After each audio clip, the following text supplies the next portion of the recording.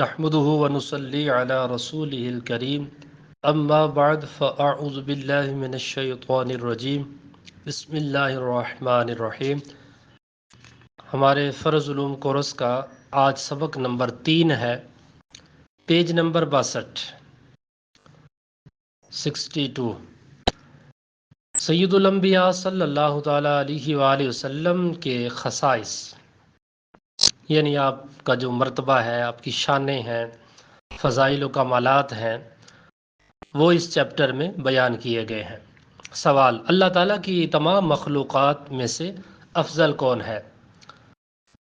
حضور صلی اللہ تعالیٰ علیہ وآلہ وسلم جمیع مخلوقات الہیہ سے، یہ یاد رکھیں کہ اس میں اللہ رب العزت کے بعد کی یہ بات ہو رہی ہے، اللہ تعالیٰ کو ہم اس میں شمار نہیں کریں گے، اللہ تعالیٰ کے بعد حضور صلی اللہ تعالیٰ علیہ وسلم جمیع مخلوقات الہی سے افضل ہے کہ اوروں کو فردن فردن جو کمالات عطا ہوئے، حضور میں وہ سب جمع کر دیے گئے۔ سبحان اللہ، یہ سرکار کی خاص شان ہے کہ سرکار کو وہ مرتبہ اور مقام عطا کیا گیا جو کسی اور نبی کو عطا نہیں کیا گیا، اور ان کے علاوہ حضور صلی اللہ علیہ وآلہ وسلم کو وہ کمالات ملے جن میں کسی کا حصہ نہیں ہے، بلکہ اوروں کو جو کچھ ملا حضور کے طفیل، بلکہ حضور صلی اللہ علیہ وآلہ وسلم کے دست اقدس سے ملا، بلکہ کمال اس لیے کمال ہوا کہ حضور کی صفت ہے، حضور نے وہ مرتبہ پایا کہ حضور کو اللہ تعالیٰ نے مرتبہ محبوبیت کبریٰ سے سرفراز فرمایا، یعنی کہ تمام خلق، یعنی جو مخلوق ہے، رضائے مولا کی متلاشی ہے، یعنی اللہ تعالیٰ کی رضا کی متلاشی ہے، اللہ تعالیٰ کی رضا چاہتے ہیں، اور اللہ عز و جل طالب رضائے مصطفیٰ صلی اللہ علیہ وآلہ وسلم ہے۔ سبحان اللہ، یہ سرکار کی خاص شان ہے۔ خدا کی رضا چاہتے ہیں دو عالم، خدا چاہتا ہے رضائے محمد۔ یہ جو لفظ ہے نا عالم، عالم یعنی جہاں، عالم نہیں پڑھیں گے، عالم، عالم جہاں کو کہتے ہیں۔ خدا کی رضا چاہتے ہیں دو عالم یعنی جہاں، خدا چاہتا ہے رضائے محمد۔ تمام مخلوق اول و آخرین، یعنی اولین و آخرین حضور کی نیازمند ہے، یہاں تک کہ حضرت ابراہیم علیہ السلام بھی۔ سوال: کیا حضور کو اختیارات تکوینیہ یعنی کائنات میں تصرف کے اختیارات عطا فرمائے گئے ہیں؟ سبحان اللہ۔ جواب: حضور اقدس اللہ عز و جل کے نائب مطلق ہیں۔ نائب کا مطلب ہوتا ہے نیابت میں جو کام کرتا ہے اس کے حکم سے،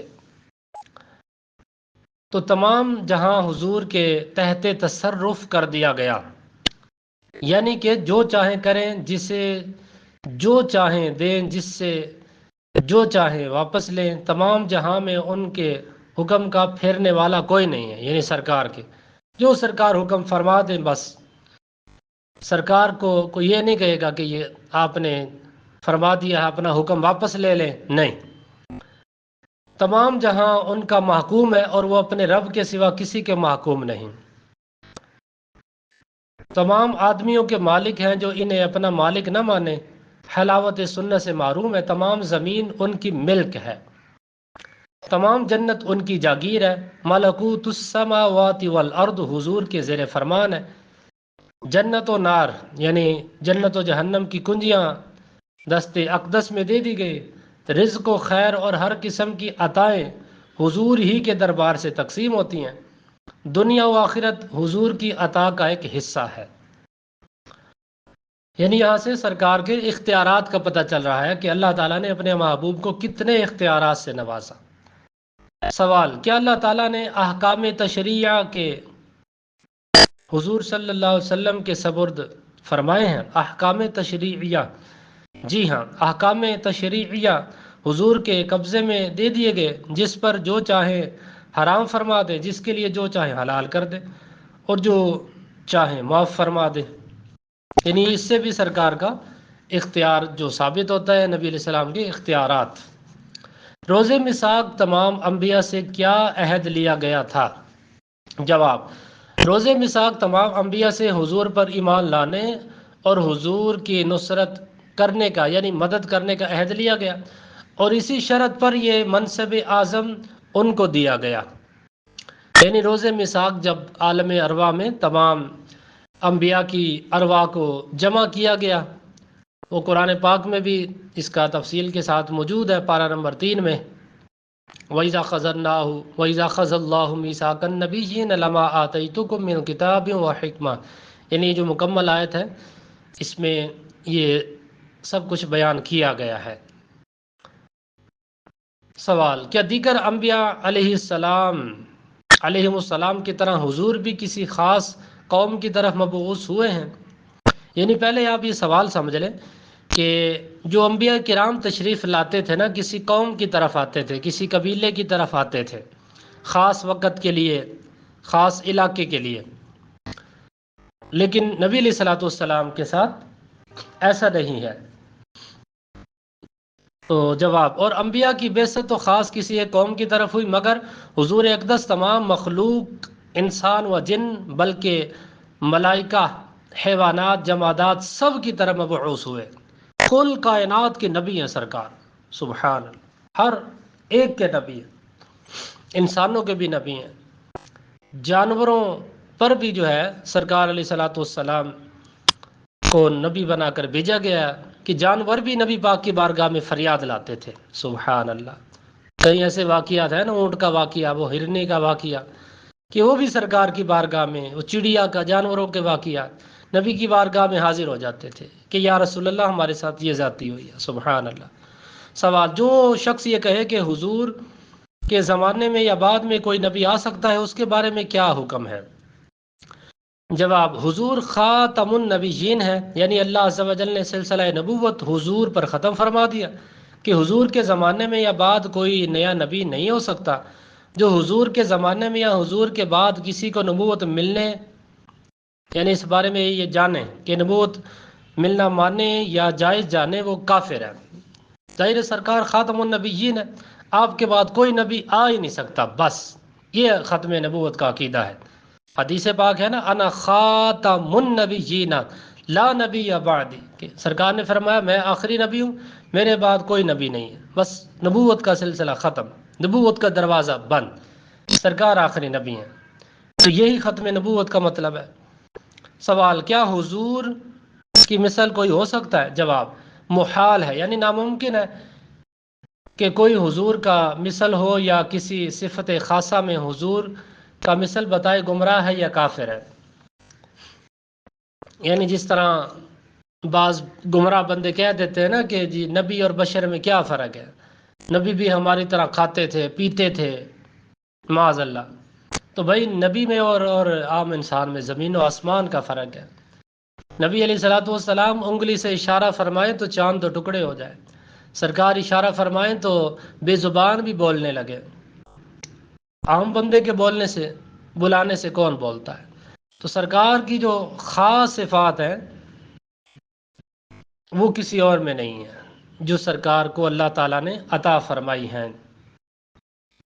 سرکار کا حسن و جمال ہی دیکھ لیں، سرکار کا حسن و جمال پوری کائنات میں سرکار کے جیسا کوئی حسین نہیں ہے۔ حالانکہ بڑے بڑے خوبصورت آئے، یوسف علیہ السلام کتنے خوبصورت تھے، حتیٰ کہ آپ کو دیکھ کر مصر کی عورتوں نے اپنے ہاتھ کاٹ لیے تھے، پتہ ہی نہیں چلا تھا ان کو، سورہ یوسف میں یہ موجود ہے۔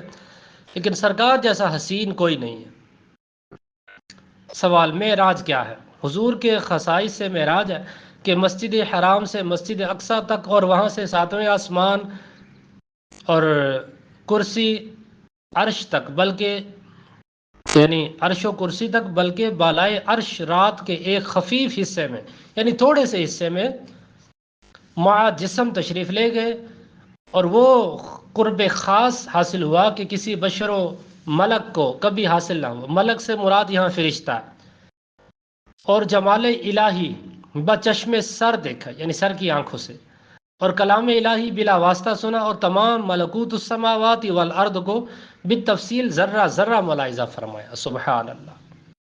یعنی سرکار نے جو رب کا کلام سنا، جو رب کے ساتھ ہم کلام ہوئے، وہ بغیر کسی واسطے سے تھا۔ اس وقت تو ساتھ جبریل علیہ السلام بھی نہیں تھے۔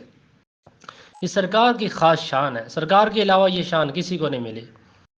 حضور کو شفاعت کبریٰ کا منصب دیا گیا ہے، اس سے کیا مراد ہے؟ نیز مقام محمود سے کیا مراد ہے؟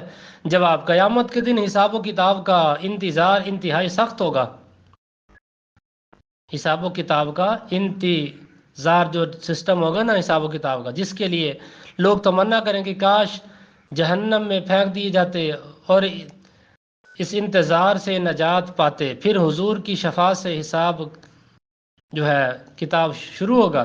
اس بلا سے چھٹکارا کفار کو بھی حضور کی بدولت ملے گا، اسی کا نام شفاعت کبریٰ ہے، یعنی سرکار کی شفاعت سے ہی جو ہے چھٹکارا ملے گا، سرکار کی شفاعت سے نجات ملے گی۔ پھر اس پر اولین و آخرین، موافقین و مخالفین، یعنی جو بھی اس وقت لوگ ہوں گے، مخالف ہوں گے، موافقین ہوں گے، کافر مومنین، سب حضور کی حمد کریں گے۔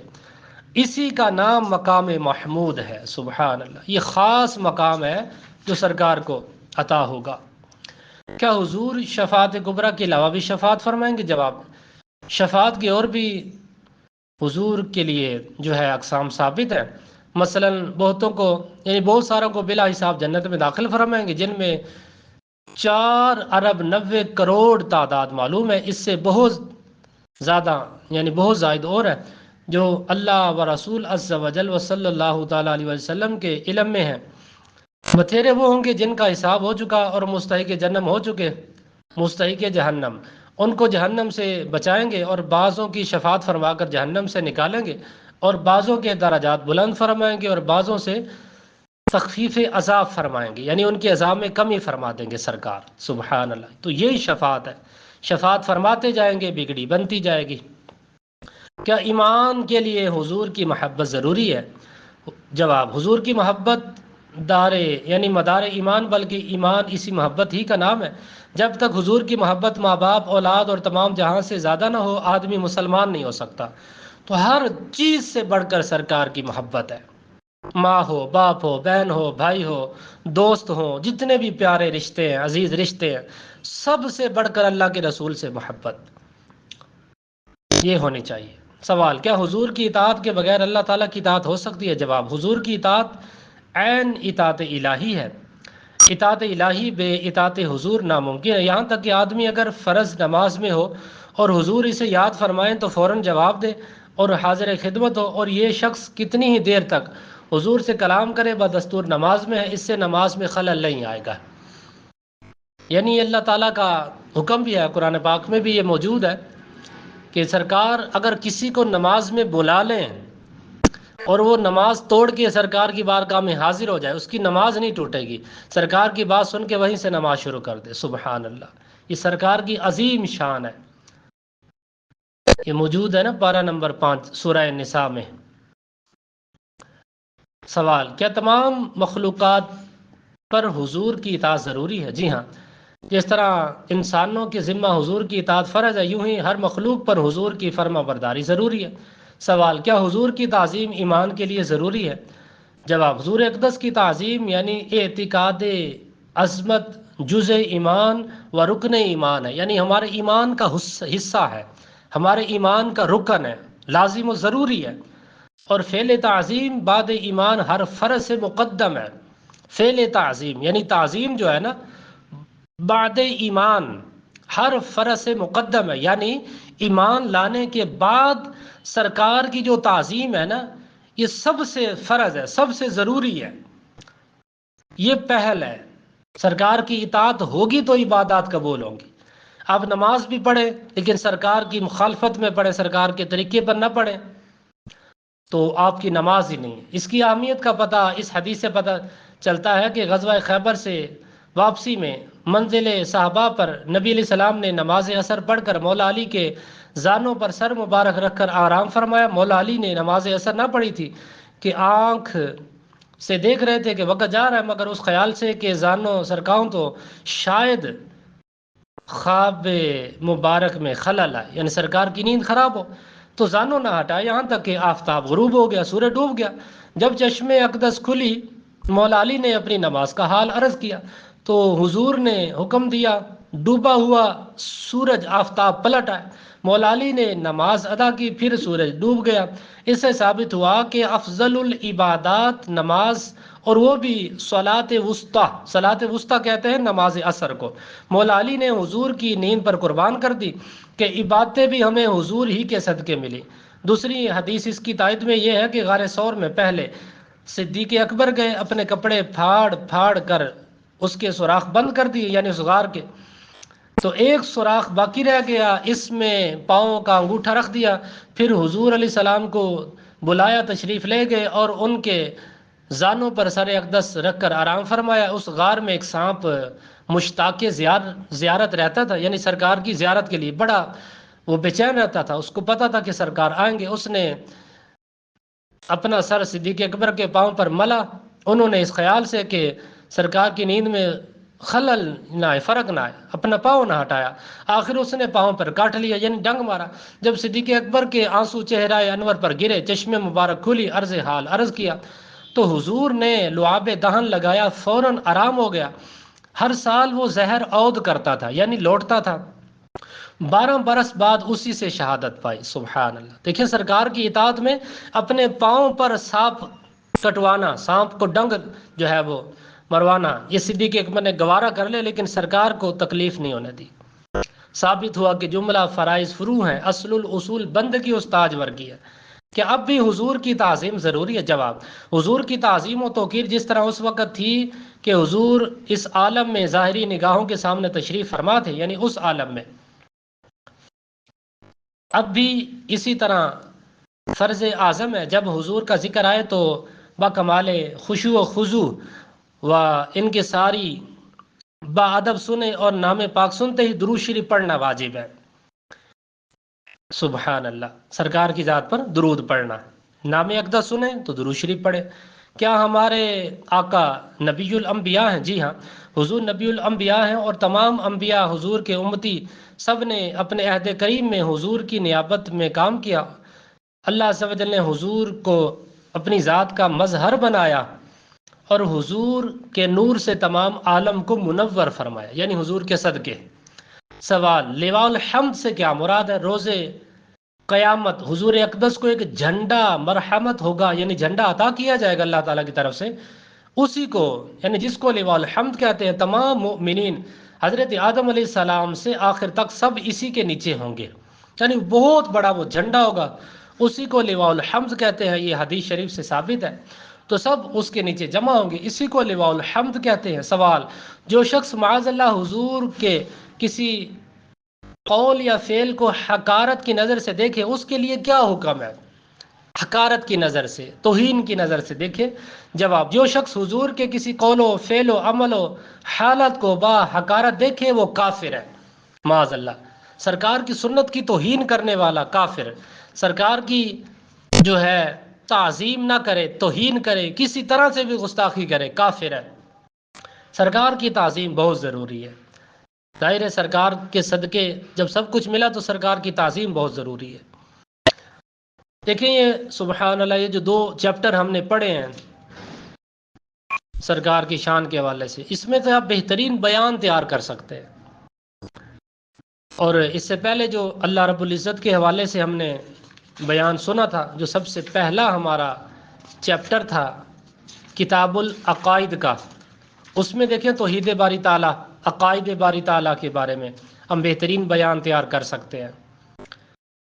تو ان چیزوں کو آپ نے اچھی طرح ذہن نشین کرنا، ہر چیز زبانی یاد کر لیں تو فابیہ بہت اچھی بات ہے، لیکن مسائل کو آپ نے کم از کم اتنا ذہن نشین کرنا ہے کہ جب آپ کو یہ مسئلہ بنے تو آپ کتاب سے دیکھ کر بتا سکیں، یا کتاب سے دیکھ کر خود اس چیز کو ہینڈل کر سکیں، تاکہ آپ کو اس چیز کا علم ہو۔ اتنا آپ نے مسائل کو ذہن نشین ضرور کرنا ہے۔ 1-2 بار لیکچر سن لیں گے اور 1-2 بار مطالعہ کر لیں گے، انشاءاللہ آپ کو سمجھ آ جائے گی۔ نہ سمجھ آئے بار بار مطالعہ کرتے رہیں، کوئی بات نہیں، پہلی بار نہیں دوسری بار آ جائے گی، تیسری بار آ جائے گی، کبھی تو آ جائے گی نا، انسان سیکھتے سیکھتے ہی سیکھتا ہے۔ پریشان نہیں ہونا کہ ہمیں سمجھ نہیں آ رہی، کوئی بات نہیں، آہستہ آہستہ سمجھ آ جائے گی۔ بھئی 100 مسائل میں سے اگر آپ کو 50 مسائل کی بھی سمجھ آ جائے، 50 میں سے 25 کی بھی سمجھ آئے، کوئی تو فائدہ ہوگا نا۔ تو آپ نے کورس مکمل کرنا ہے، نیت کرنی ہے کہ انشاءاللہ ہم کورس پورا کریں گے، چھوڑیں گے نہیں، جو چیز سمجھ نہ آئے ہم پوچھیں گے، کوئی مسئلہ ہوا ہم شیئر کریں گے، بلا وجہ آپ نے کورس چھوڑنا نہیں ہے، لیفٹ نہیں کرنا گروپ کو، اور لائک ضرور کرا کریں، اپنی حاضری لازمی روزانہ لگایا کریں۔ مطالعہ کریں، اللہ تعالیٰ عمل کی توفیق عطا فرمائے۔